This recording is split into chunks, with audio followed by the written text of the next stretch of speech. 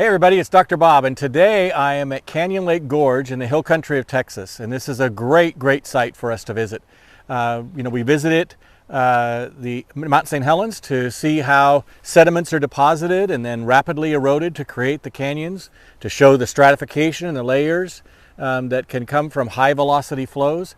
Here what we see is simply the tail end of that, because of course these sediments were laid down during Noah's flood, and you see in the sediment layers that are deposited and displayed here that have now been exposed, you'll see the stratification of the limestone beds and then the sediments that are deposited and the fossils that are encapsulated in this great event of the flood. So here what we get a chance to see is what happens when rapid flows of water carve canyons. In July of 2002, there was a great weather event that deposited a year's worth of water here in this area. This is the Guadalupe River that comes through. Deposited a year's worth of water in a matter of just 6 to 9 days. This area receives 25 to 30 inches of rain a year, so it's actually a fairly green area, not necessarily what you'd expect out of Texas, but the hill country is beautiful, and that's because of this rain that comes in. This area, the Blanco Guadalupe River Basin and water system, it is actually a watershed for a large area of Texas, of this central part of Texas, and it collects so much water that it's actually been known as for the floods that come. They're constantly having floods. When you look at the floods over the last 20 years, it's like every couple of years there's a flood because of these flash floods that come through when the rain events happen anywhere within this watershed. This soil here, it's a cap of soil on top of these limestone beds, and so it sheds water really quickly. It doesn't take much to saturate the surface and for the water to run off. We had the opportunity to go through the Canyon Lake Gorge, and it exposes a number of amazing events. But when that rain came over July 4th weekend in 2002, it actually filled this man-made lake. Of all the lakes in Texas, throughout Texas, there's only one that's natural. This one is like most of the others, is man-made. And it was created by the Army Corps of Engineers specifically to control the floods that would come through periodically and wipe out all of the property and do all the property damage downstream of the river. And so they built this system, this dam. Rather than the 5 years they thought it would take to fill it, it filled it up in 3 years. The water is so significant here. But in 2002, received a year's worth of water in a matter of 6 to 9 days. As a result, the reservoir filled and then overtopped and came across the spillway. The water overtopping the spillway, which was there to protect the dam, is what created this gorge. Prior to this flood event in 2002, this was just a minor little canyon area between these two low hills. But it exhibits a number of characteristics which caused it to create this gorge system that we have. One is that incredible amount of water. They say that they receive between 1.5 and 3 times the amount of water it would take to fill the lake in that 6 to 9 day period of time. And so of course it overtopped. So on July 4th, it overtopped the spillway, and we began to see water coming across. The water came across as deep as 7 feet, they've estimated, with the velocity that then caused it to pluck limestone blocks right out of the bed and roll them and tumble them down the river that was being formed. As it did so, it removed all the topsoil. Where we are standing now is actually an earthen dam that was built simply to build a road across. They decided that it wasn't wise to create another bridge, because when that floodwaters came through, it destroyed the bridge and took those pieces of the bridge down into the community nearby, New Braunfels. And it's of course very hazardous. You've got these major pieces of steel coming through. So they decided on an earthen dam, and the worst that would happen then if it overtops is that you would have sediments going down to the other end. And so that was much preferable. But as the waters overtopped the spillway and began to come down this gorge, they formed this 1.5 mile gorge that went all the way through all those sediments down to limestone and then carved an additional 20 to 30 feet in the limestone. Now this limestone is what's called the Glen Rose Limestone Formation, and it is part of the Trinity Formation and the Trinity Aquifer. So as it began to carve this down, we see the effects of high velocity water and the cavitation events that happen in that high velocity water, which allow for massive forces to be put at work. And so we see in the gorge, we see caves cut in the side of the limestone. We see huge blocks of limestone moved great distances. And we see the exposure of the layers that are by non-biblical geologists, they're called the Cretaceous layers, but they are layers that include dinosaur trackways. So we see in the gorge dinosaur trackways.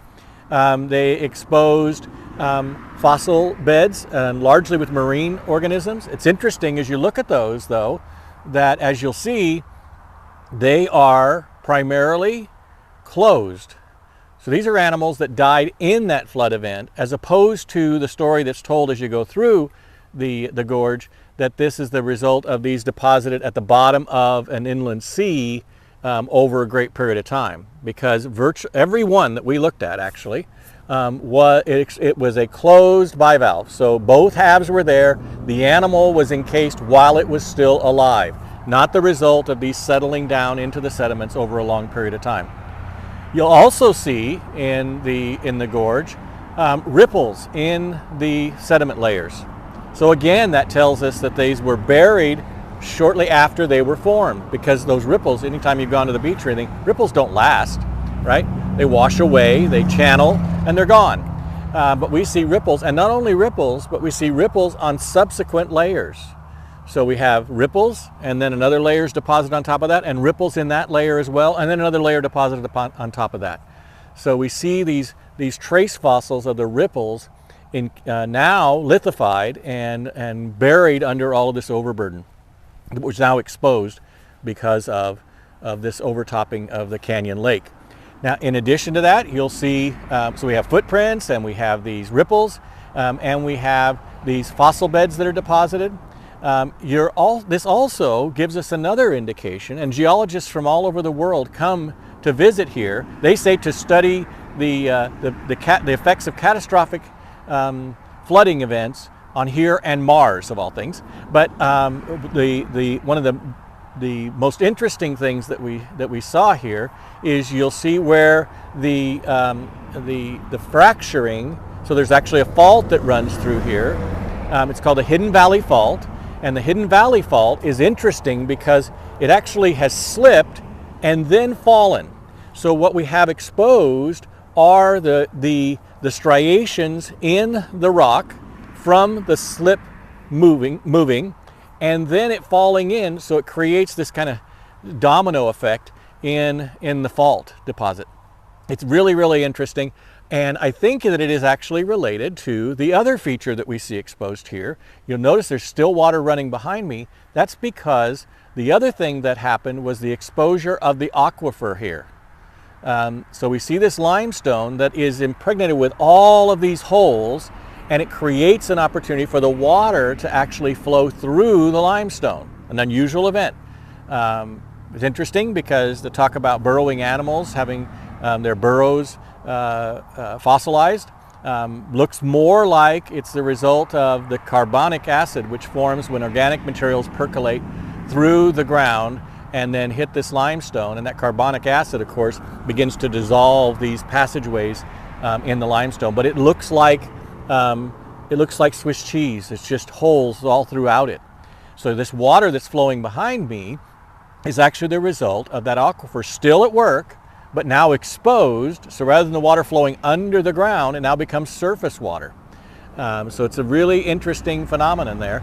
But I think it's related to how those fractures from the Hidden Valley Fault, where we can see it exposed, because those, as the ground continues to move, that aquifer with all those holes would be a great candidate for collapsing, because we would see other areas where the carbonic acid might work on that limestone and create caverns, large or small, within the limestone. And then as the faulting happens and these slip, they then at some point can fall in. And so then we see this uplift, but it's a very unique kind of uplift that seems to be the result of, rather than just simply tectonic forces forcing one side up and the other down, that it actually has had some kind of displacement due to cavities within the ground, which seems supported by the geology that we see here with the aquifer.